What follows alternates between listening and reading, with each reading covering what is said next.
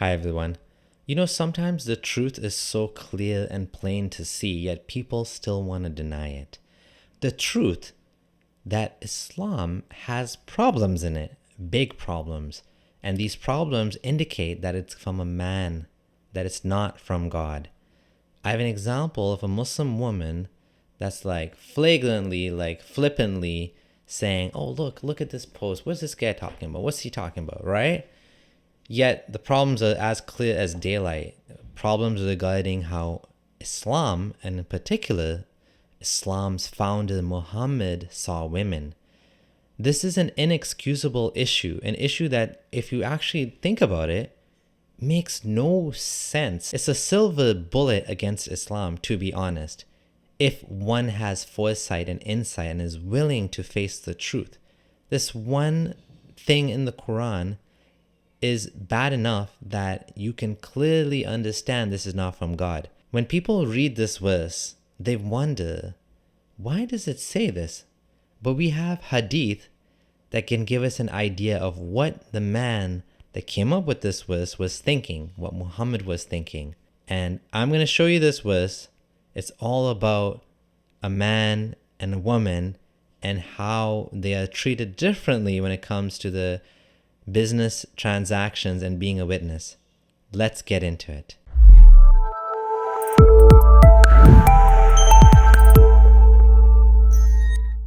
So here we have Sarah. She's like, oh, question mark.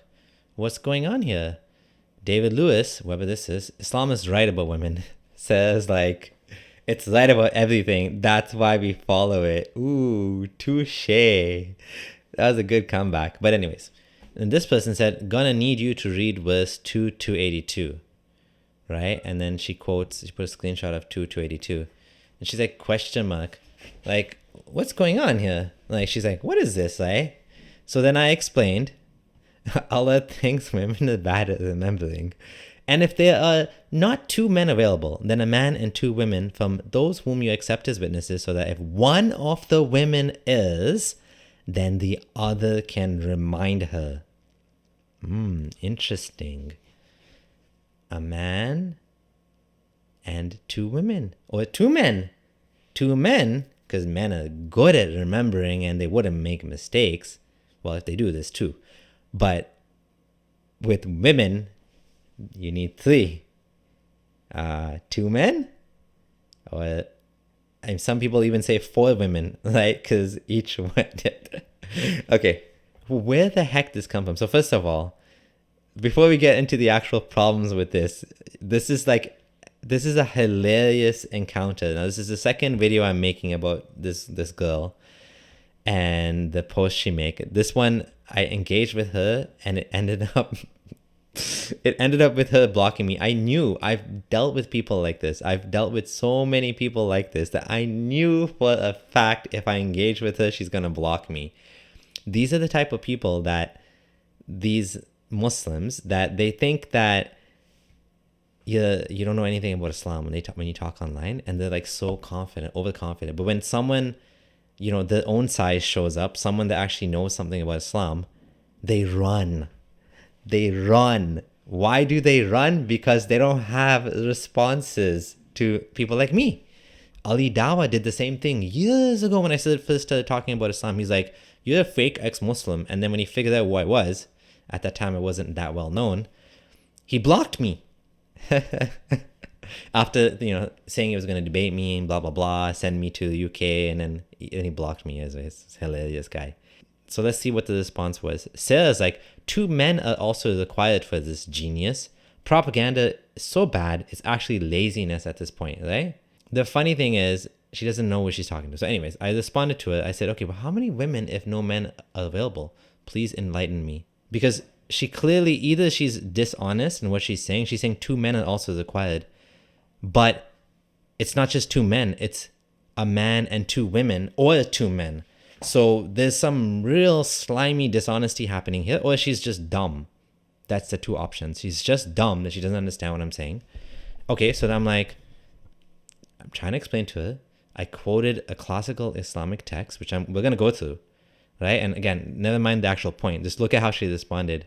My turn. Okay, 0. My question was, how many women if no men are available? 0. That's not an answer. She's evading the question. My turn. How many rakats in Surah Al-Fatiha? This is the lamest comeback. This is like, I'm not going to engage with you in good faith. I'm not going to engage with your argument. I'm going to ask you a trick question. How many rakats, meaning units of prayer, in wudu, the ablution or the washing? I said, mashallah, sister thinks I'm a dummy. What's next? What sect is better, biryani or pulao? You know, these are the nonsense questions they ask ex-Muslims to see whether they actually are ex-Muslims or not, right? Then she's like, man is conflicted, saying mashallah while claiming to be non-Muslim. Your soul is conflicted, man, blah, blah, blah, blah. And then she blocked me, right? And then some of the people that actually responded to her told her that I'm actually she's like, he's a real murtad, right? So anyways, now let's get into the topic of what she's saying and why it's so ridiculous. I'm going to look at the tafsir and I'm going to show you even the hadith. So first of all, the hadith gives us a very clear sign of what Muhammad was thinking when he said this, right? Was asked because he said, you guys are deficient, right, in intelligence and religion, right? So then someone asked him, what are we deficient in, right? And he said, is not the evidence of 2 women equal to the witness of 1 man? They applied in the affirmative. He said, this is the deficiency in her intelligence. Like, literally spelled out for you. Like, the first best Islamophobe, right? Muhammad. He's justifying to you why Islam is misogynistic. You don't need an Islamophobe. It's right here from the mouth of the horse, right? And then let's go and look at the tafsir. So the hadith is already explained away the whole thing. But like the hadith is one thing. The tafsir on the Quran, the exegesis, the scholarly interpretations of this verse also add more explanation, right? It says right there that if one woman forgets, the other who did not forget will remind her. The funny thing is, what if she also forgets? Do we need like a 3rd woman, a 4th woman, right? And Tafsir al-Jalalain also has a similar explanation, right? The number of women is because of the fact that one of the 2 heirs forgets the testimony, given the lesser astuteness and accuracy. The other, the one remembering, will remind her. Okay? So it's kind of crazy. I don't know what kind of nonsense is going on about whatever, but it's kind of crazy that, like, how illogical this is. If women are forgetful, like, how do you solve the problem by having 2 of them? Wouldn't the other one be forgetful too? Like, is there like a 50% chance of her being forgetful? Is there like, what's going on here? It doesn't make any sense. Like I said, if there was one thing that should take you out of Islam, it's this. As a woman, it's you are less than a man in the most basic way. Your brain is worth less than a man's brain. Yet, like, some of the smartest people in the world are women today. Colleges are full of women, right? My lawyer is a woman and she's a sharp woman, right? Like, I've had female doctors that I would trust to operate on my body. I mean, how, like, what do I need to say? Like, that how stupid this thing is. It's so freaking dumb. There's no truth to this whatsoever. Now, wait for this.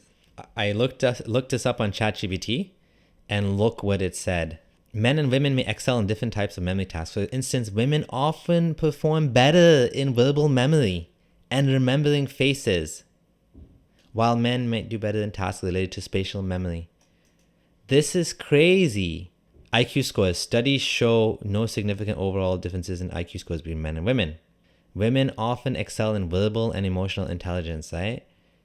In summary, neither gender is inherently dumber or forgets more than the other. Instead of generalizations, individual abilities and circumstances should be considered. So I asked a follow-up question, right? And the follow-up question is that women tend to outperform men in tasks involving verbal memory, such as recalling words, stories, or lists. Literally better at remembering than men, right? Because they have stronger language processing abilities and better use of linguistic cues to encode and retrieve The difference is attributed to women's stronger language processing abilities and better use of linguistic cues to encode and retrieve information. And then it talks about men, spatial memory, like where was the animal seen or whatever, like how far is it, that's a different type of thing, right? Let's talk about episodic memory. Episodic memory involves recalling specific events and details. Women often excel in this area, especially when the events have an emotional component. Studies show that women are more likely to remember personal events or social interactions vividly. This is crazy. This is nuts. This is actually saying women are actually better in this type of memory, right? Yet, according to Islam and Muhammad, women are dumb and deficient and whatever. This is what you get from an ignorant, caravan raider from Arabia from the 7th century, that when he came up with the religion. This is what you get when you have an ignorant caravan raider of the 7th century coming up with a religion for all of humanity. You come up with the most dumbest things that make no sense. Like, imagine from now until the end of time, we have 2 women having to do the job of 1 man because Muhammad thought women were dumb. How can you, with a straight face, believe in this, that this is from God? How can you, with a sane mind, continue to believe that Islam came from the creator of the universe and it has such absurdities like this? You don't need to find 1,000 mistakes in Islam or in the Quran. You just need 1. This by itself is supreme proof, undisputable proof that the Quran is bunk. It's corrupt. It's horrid. It's a piece of garbage. Anyways, that's all I have for today. Sarah, don't be a coward. Face the truth. Don't block people that are trying to help you and show you and are being honest, more honest than you about your own religion. You are being dishonest. You're not presenting it for what it is. I am, yet you're running away and blocking me without any rudeness, without me being, vile in any way. I was being polite. I just called her out. I just quoted from the Quran and then I quoted from the tafsir, block, right? Of course, she played the dumb game of, how many rakats in wudu, that old, tired trick that doesn't work. But anyways, thanks for watching. Subscribe now. Join the Patreon if you'd like to help me to make more such videos. This is your friendly ex-Muslim Abdullah Samir signing out.